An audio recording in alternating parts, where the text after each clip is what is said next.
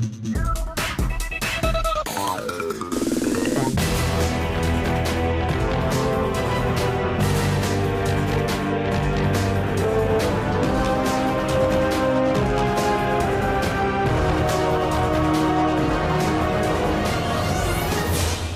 up YouTube, Dale here from Zephyr War Games, and today I am bringing you a test time video for the agent profile that I showed you guys the other day. So massive shout out to all of you that smashed that like button, that wanted to see a test time video. Because of you, I am bringing you this video now. So what we're going to do is I'll stand the test stands of 2 going first, 2 going second, and I'll show you the typical hands and kind of plays you can make with those typical hands from the deck. With all of that out of the way, please smash that like button, hit that notification bell, and subscribe so you don't miss out on any more upcoming content. With all of that out of the way, we're going to dive head first into our first test hands for agents, with our opening hand of 5 being 1, 2, 3, 4, 5. Well, I guess hand traps can just go themselves. Yeah, this hand's nuts. So, annoyingly, this is only a one-off, and I keep seeing it in my hand, but you know, why not? But what we've got here is we've got the 1-card Diviner combo that I'll show you what we can do with it, including the rest that we've got in our hand. Alternatively as well, if you don't have Diviners or you don't want to be using them as yet until the reprints happen, there is a Venus route, but it's not going to be as consistent or as good as a Diviner route. So the Venus route will still give you the ability of going through the plays, but you struggle a lot more to get into, to be able to get into a tuner. Now obviously the biggest downside with this entire hand is there's very little you can do if you get hand trapped. So what I mean by that is Diviner, the best hand trap that can be used on this is an Imperm or a Veiler, because an Ash doesn't hurt Venus and doesn't really stop the Neptune as well. So the only one that really kills us is an Imperm on Venus, and I'm going to basically just take you through everything now. So we're going to normal summon Diviner, we're going to use this effect. Now, Ash, Veiler, anything that can be called by will get called by. If you hit the Imperm, you go absolutely fine, because then you can just use the Neptune, which will summon down the Venus, and then Venus can start using her effects as well. We're going to go as if they don't have hand traps, or you know, near impossible in today's day and age. But I'm basically going to show you the 1-card Diviner combo, which gives you Venus's effect. And because you've got Venus as well, is technically we can loop it, but we will be paying 4,500 life points, which is a big oof on the life point counter. So Diviner's effect is going to send Triss. This now becomes like a level 11, which is crazy. You then use Triss's effect to tribute the Diviner to summon itself back, triggering Diviner's effect because it was tributed. You're going to special summon out Yourplaymat from the deck, who's now a level 1 tuner, alongside your level 9 Triss. I wonder what that makes. That is going to make the brand new, when I find him, Master Flare Hyperion. So we're going to use both of these together. Sink into this, give you your Master Hyperion. You're then going to use Master Hyperion's effect, and again, this is a choke point. Well, not majorly because you've opened up these two, but this would be a choke point that it sends us cost, which is kind of important. Because then again, the Neptune can then bring it back. So what we're going to do here, you've got 2 routes really, is you could send the Agent of Destruction Venus, and then you'd go through the agent plays, do everything it needs to be. But we can also bring back the Agent of Destruction Venus, so it's not really the end of the world on how we do this. So we're going to send Venus, this then gets Venus's effect, so it can pay 500 life points, then 500 life points and 500 life points, and summon out the Shine Balls. So, of course, very rare occurrences would you not be doing this. So, we're going to summon out all 3 of the Shine Balls. This is where it gets spicy with the Bhutan, because Bhutan can then banish itself from the graveyard to make this a tuner. Now, it's not going to stay on the board for long, so do not worry about it. You then use the tuned Mystic Shine Ball and a normal Mystic Shine Ball and go into Crystron Halley Firebrax, wherever he may be. There you go. Crystron Halley Firebrax will then trigger his effect to special summon a level 3 or lower tune-up from the deck. And this one, you want to bring out your Agent of Destruction Venus. You've now got a couple of options here. If you didn't already have the Majesty Hyperion in the hand, you would actually make these into Moon, and Moon would then Foolish Burial that particular card. Because we do, I'm actually going to sync these together, because I don't see any reason to do otherwise, unless I wanted to link up with the Halley Firebrax to get into an Appaloosa. I have no reason otherwise to not go into Pluto. So Pluto would still give me, or will eventually when I get the Sky, so the Sanctuary, the ability for a quick effect Book of Moon. So it really depends on where you want to go here, but we've still got a lot of options to play around. Like I said, if you didn't already have the Majesty Hyperion, then you'd make sure you send this with Moon. So what we're going to do here is you're going to use your Agent of Life Neptune to discard this to summon back an agent from the graveyard, which will of course be your Agent of Destruction. Your Agent of Destruction will then use its effect, paying in multiples of 500 all in one go, unlike Creation where you do it one at a time. You can then use the ability to link both of these together and they will go back to the bottom of the deck. And these will then go into your Moon. You then use Moon's effect to Foolish Burial. Now, ultimately, you can either Foolish Burial Sanctuary in the Sky, or you Foolish Burial a card that lists Sanctuary in the Sky in its text. So we will actually going to send this because you've got a tuner in the graveyard for a follow-up later on. You've then got a couple of different options here. Ultimately, what I'm going to do is I'm going to use the link these together because I don't really need to leave a tuner on the board. And we're going to go into our Parshaf. We don't have Sanctuary in the Sky on the board as of yet, so Parshaf could only search out a card that lists Sanctuary in the Sky. So by doing it this route, you don't get Christia Lock. So basically what I'm saying is to get the most advantage out of all of this, you ideally want to be discarding the Hyperion off of Parshaf, search you out the Fallen Sanctuary, which is a continual trap, which works as an imperm every turn, and then bring this guy back, setting you up for your future plays. If you do it the other way round, which basically means you summon Hyperion now by banishing the Neptune. This would then trigger the Neptune to give you the Sanctuary in the Sky. And then you're going to activate the Sanctuary in the Sky. Oh, that's not Sanctuary in the Sky. Nah, lol. This is Sanctuary in the Sky. You then activate Sanctuary in the Sky, which turns Pluto into a quick effect Book of Moon. And then off the back of that, as I quickly raise the camera a bit more, there we go.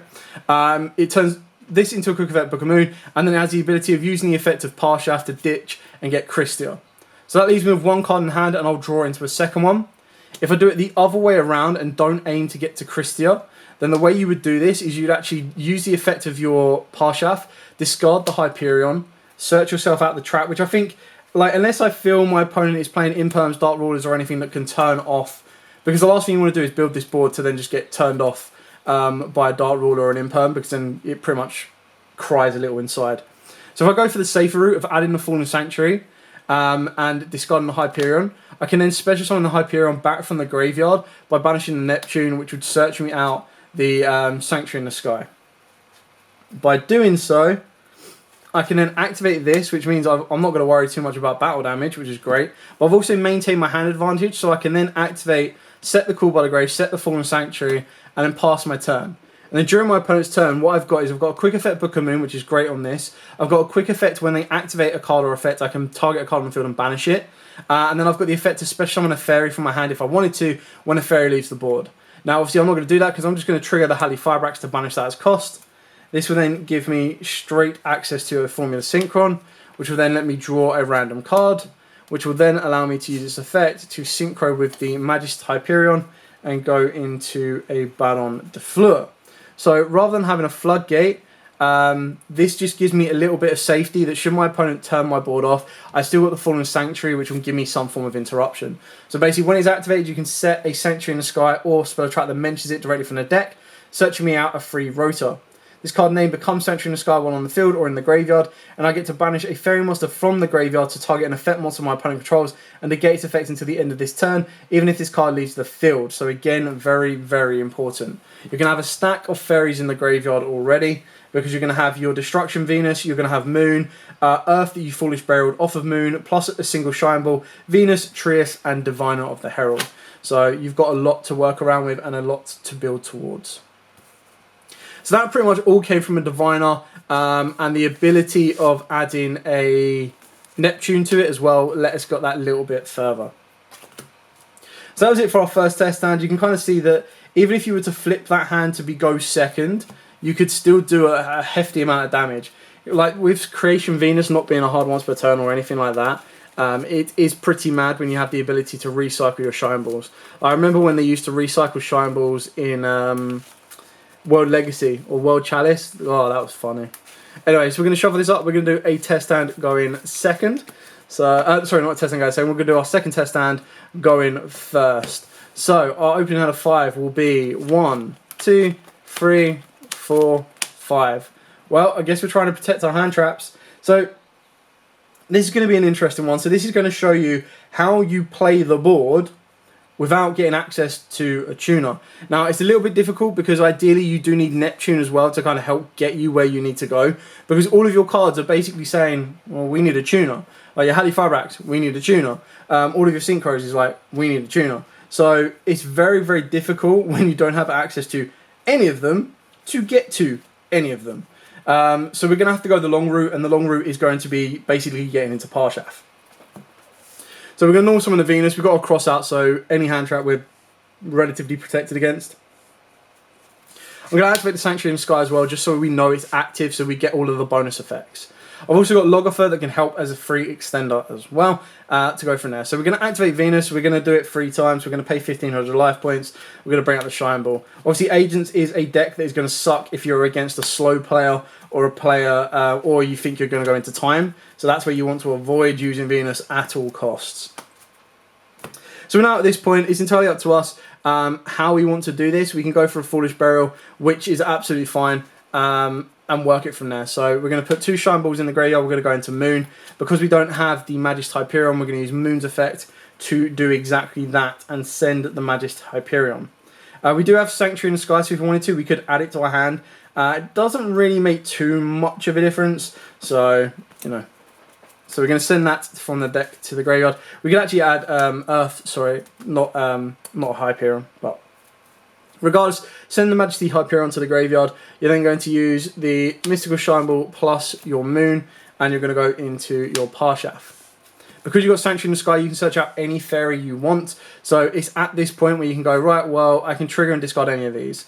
Now, the issue with the Master Hyperion is it only special summons itself from the hand. So as soon as I discard it, it's not really going to go anywhere. The Logother is there. It's just a free extender. It will keep playing. So ultimately, you're probably going to go, well, my opponent hasn't touched me yet, so maybe Crossout Designator isn't the card that I need. So you send your Crossout Designator to the grave.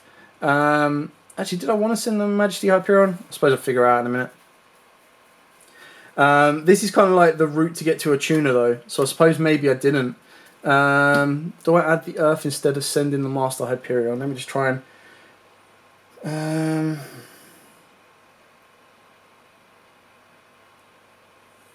mean, it doesn't really make a huge difference. It just gives you the tuner, which is the big change. So we would do it a different way then. Let's do it this way. So we'd still send the Master Hyperion. We would actually go... we would use Venus with the Shine Balls to make the Moon. Or sorry, Venus with Moon to make the Celestial, and leave this. This is actually really important to be left like this. And the reason we do that is we're going to use the effect of Parshaf to search out our Agent Creation Destruction Venus instead, because she, on the other side, is a tuner, which is quite important. So then what you do is you then turn the Mystical Shine Ball into, wherever it is, a Link Spider, which will then trigger the Parshaf effect.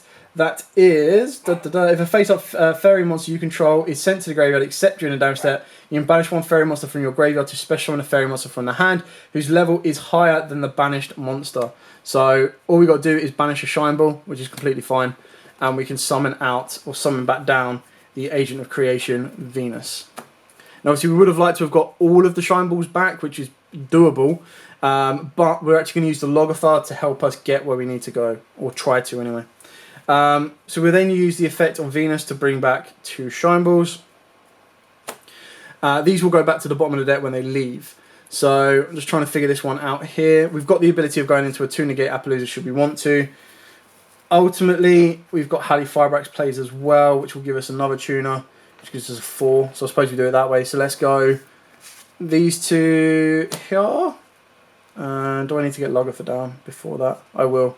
We'll bring Logother down before this, so we'll do Logother off the back of activating Venus, which actually will be important now because we're now going to go Crystal on Halifabrax. Halifabrax effect will summon the tuner from the deck.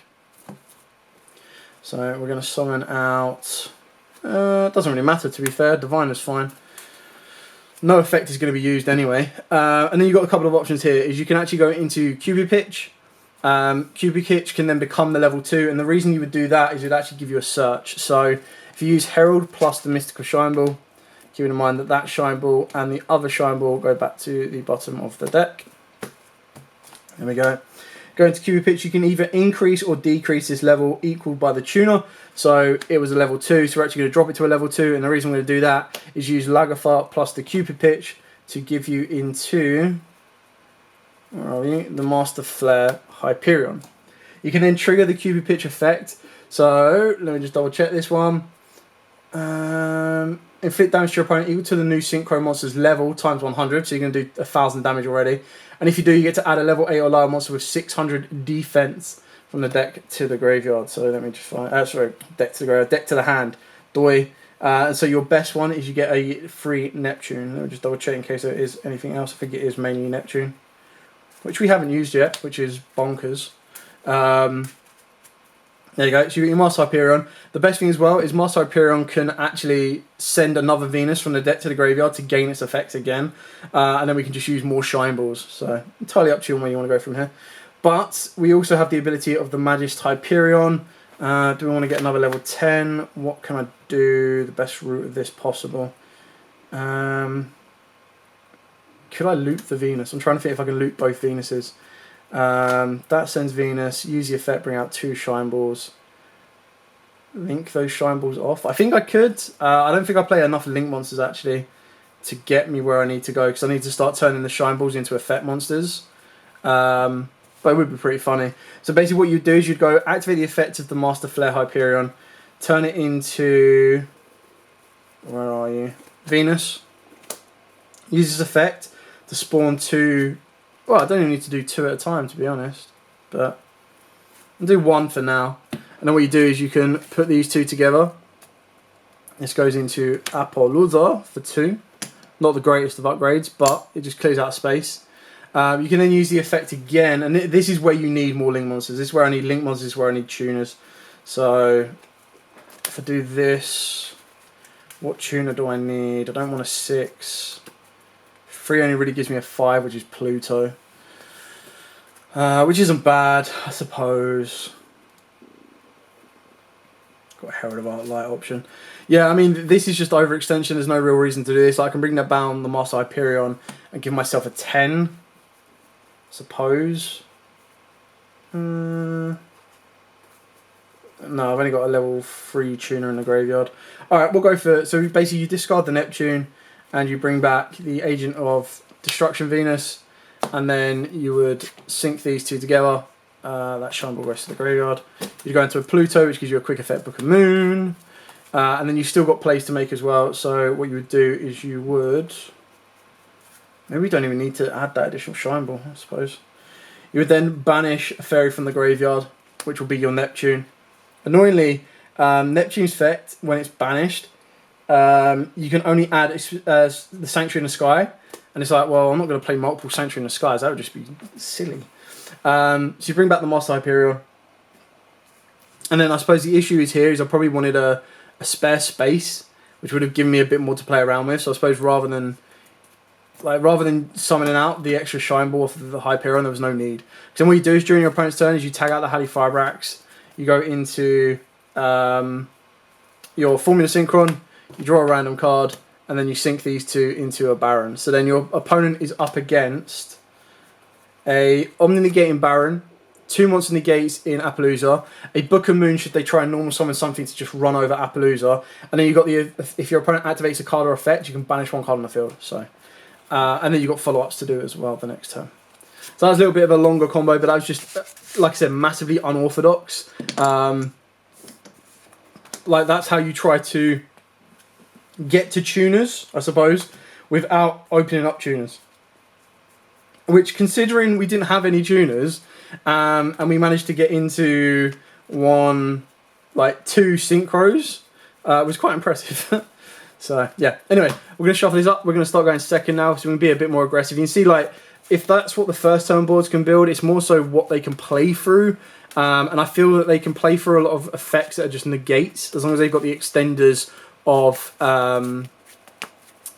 Lagafar and stuff like that. So shuffling up, test hand going second will be 1, 2, 3, 4, 5, 6. Wow, talking about open up all the one-offs. Sure. The annoying thing about this is this only sends from deck to the graveyard. I can still tribute it, and I believe it still specials. It can special from the hand or deck, but this hand is going to lose so much advantage. It's crazy. Okay. How do I want to do this? There are ways to do it. So, normal summon Diviner, effect of Diviner to send from deck or extra to the graveyard. I'm going to send from deck, and I'm going to send... How bad do I want them Shine Balls? They're actually quite important. So we're going to send the Agent of Creation Venus. So this then goes up to a level 5, so I'm just going to use that to signify 3 additional levels so I don't forget that. I could special summon down Logger right now, but I'm not going to. And I've also got the ability to quick effect Tribute with Trius, so if I want more draw cards, I can do that as well. So we're going to use Neptune's effect, we're going to discard it to summon back Venus. Use Venus's effect to spawn out the Shine Balls. Get the job done. There we go, there we go. So there's all the Shine Balls. If I wanted to special summon level 2 or lower Fairy, I could do. Give me another tuner actually, which wouldn't be too bad, but I don't think it's really needed. So what we'll do is we'll go 5, 6, 7, 8, 9, 10, and we'll go into the new guy, Master Flare. Master Flare will then use his effect. Now again, this is where you can send a Hyperion, I believe. So I send an Agent monster or a monster that's specifically mentioned Sanctuary Sky. Yeah, so this can become an Hyperion, so he just gets like 2 pops and stuff, which is really kind of cool. And you can also put Majesty Hyperion in the grave and it can start looping itself back. But I'm going to send the Agent of Destruction Venus, so I've got the ability to loop the Shine Balls again. Keep in mind, I've still got the ability to bring out Logotha, which is really important. And because I'm going to use 2 monsters, I believe, I don't think there's any need for me to keep these Shine Balls around for right now. We'll use Trius to tribute both of these. That will then trigger Trius' effect, so I can non-target destroy 1 card my opponent controls, which is kind of cool. If I tributed another Fairy monster, I would get additional effects from there. We'll then use Master Flare's new effect, which, because it used Venus, or Destruction Venus, is basically, it pays 1500 life points, bring back the Shine Balls. You can then use 2 Shine Balls to get into your Moon. I suppose this is where you kind of want Bhutan in the graveyard, which would have been really kind of cool. So you then use Protector of Moon. Moon will then Foolish Burial your Majesty Hyperion. You then use Majesty Hyperion's effect, summons itself back by banishing Neptune. We're going to put that here. You then trigger Agent's effect to search you out the Sanctuary in the Sky, which is here. You're then going to activate said Sanctuary in the Sky. There we go, let's put that there. And then you're going to link 3, so we'll link with the Shine Ball, keeping in mind that the Shine Balls go back to the bottom of the deck. There we go. They go back to the bottom of the deck. And you're going to go into your Parshaf, put it over this side for now. Parshaf's effect can then trigger. Do we want a tuner? Do I want to do it the other way? Yeah, I'll tell you what, let's keep a Shine Ball on the field. This will actually be important. So let's use Trius instead, which is completely fine. You can then trigger Parshaf's effect, so it can now add a card that lists Sanctuary in the Sky or a Fairy monster from deck to the hand. So we're going to ditch the Bhutan, which is important, and we're going to search ourselves out a Master Hyperion. There we go.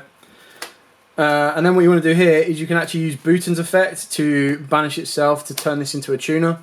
You then sync these two. Obviously, use the Hyperion's Grave Banish effect before doing this, if you want to.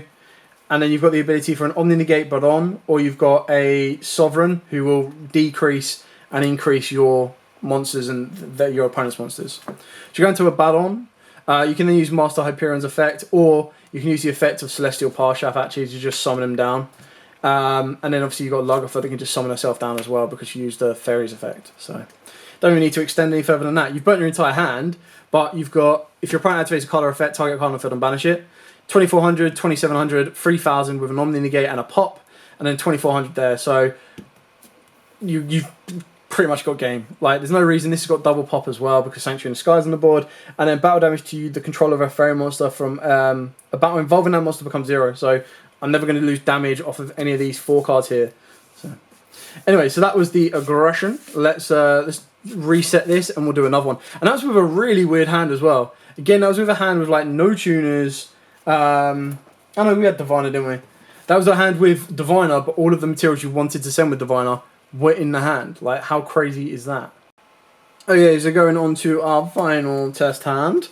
So our last bit of aggression with the Agent deck. Let's see what we can end on.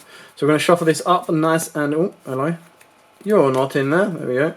Move that back to the extra. So we shuffle this up, and then our final hand of 6 will be 1, 2, 3, 4, 5, 6. Ooh, okay, interesting. Okay. Got the starter, got an extender, and then we're going to activate this. So you can activate the Sacred Waters. It's not really going to do like a huge amount for you, but it will give you a tuner that you can summon when you're ready to anyway. So we're going to summon this out. We're then going to start off with Venus's effect. Activate it. Now, as long as your opponent does not negate the activation, you can then still trigger Logother. It's a shame that Logother's not a tuner. Like, if Logother was a tuner, it'd be insane. We're going to pay 1500 life points. We're going to summon out all 3 Shine Balls, even the annoying one, in our hand. Going to activate the Sanctuary in the Sky as well, just so we make sure that it's live and active, so that anything additional we do will get the added effects that Sanctuary in the Sky provides. You've then got the ability to link these 2 together and go into Moon. Then use Moon's effect to Foolish Burial, and the best target to Foolish Burial now that you've got the tuners you need is Your Majesty Hyperion. So basically Foolish Burials, so you can send either Sanctuary in the Sky or a card that mentions it in its text, which of course both the Hyperions do, but only the Majesty Hyperion revives itself from the graveyard, whereas the other one, annoyingly, only revives itself from the hand. You're then going to use the effect of the Neptune to ditch this to summon down Earth from your hand. The only reason we're doing this is to get a tuner on the board. Now, is Logother a... If this card is on the field destroyer, for the effect of a fairy monster you control, so you should probably special summon down the Logother on the Moon effect. Is the best way to get it to the board. Because then what you want to do here is you're going to put those 2 together, sync those into the Master Flare. Master Flare will then send from deck to the graveyard, and he's going to send the Agent of Destruction Venus, wherever she is, there we go. So he'll then gain Destruction's effect. So with the 2 remaining spaces, he can pay 1000 life points to summon back the 2 Shine Balls. These 2 will go to the bottom of the deck when they leave the field, which is kind of important as well. The only thing you're really missing is a tuner here, which is, it just is part of the downside of this deck. You can get to it by getting into Parshaf, but to get to Parshaf you need that discard as well. So I've burnt the entire hand out because we lost this. I'm trying to think if there's a way to... Is there a way to get back? I don't think there really is. Like, you kind of want the Logother. The only way that you change this and keep the Logother in the hand is if you banish Neptune instead. So I suppose that's the other way of doing it. To keep the card in the hand, you banish Neptune to give you Your Majesty Hyperion, then use Majesty Hyperion plus the Earth to make your Master Flare. Master Flare sends Destruction, which will give you the 2 Shine Balls. You can then use the Shine Balls plus Moon to go into Parshaf. You can then use Parshaf's effect to discard the Logother to search you out any fairy monster you want, because Sanctuary in the Sky is already active. What one would we go for is the real question. So the 2 options are Christia, lockdown special summoning. So if your opponent's got a deck that floats, that would be the best way of doing it. The other route is Master Hyperion. Alternatively, you search out a tuner. Now, by searching out a tuner, it gives you access to 5, 6, 7, 8, 9, which can actually be pretty good. So I'll tell you what, let's go both routes. So route number 1, you go for the Master Hyperion, and this can just summon itself freely by banishing 1 from the graveyard. This would ultimately leave these 2 on the board, which means you don't need to get to these. And it would put you on a board ender of 32, 27, so 50, 59, 60, 79, 83, 99. So you've got 9900 damage there. If you went with a tuner instead, what you do here is you'd actually need to turn the Shine Ball into a Link Spider, which is fine because it's a 500 upgrade. And then because it left the field, you'd then use Parshaft to summon itself down. And then this would actually limit what you can get into. So you can go into a 4, which would be a Cupid Pitch. Cupid Pitch would then be able to reduce its level by 2 or increase it by 2, which makes it a 6, which you would then go into a 9 if you wanted to, but the only 9 you could go into would be Crocosaur, which will then let you draw 1 card, but it'll only be a 1500 boss monster, so not really worth it.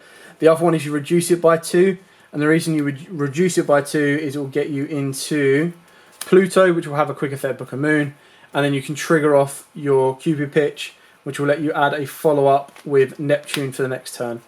Ultimately, damage-wise, you've got 40, let me just have a look, 42, 66, 89. So you lose 1000 attack damage, but you gain a card in the hand. So it's entirely up to you on which route you'd want to take out of those options. Anyway, that has been the Agent deck profile test hand. I hope this has given you a couple of ideas. I hope this is kind of laid out and giving you a bit more information on the deck and how it runs. Like, I think it's really fun. It's something a lot different than I've played before, because I never got to play these back in their heyday. So it'll be very interesting to see how this deck can do. And it's relatively cheap. Like, each of the cards that came out in the new set are like 50p to £1 each, depending, and then you get to go from there. But as absolutely always, guys, thank you so much for watching. Don't forget to like, comment, subscribe, share. Until next time, as absolutely always, stay safe, and of course, happy dueling.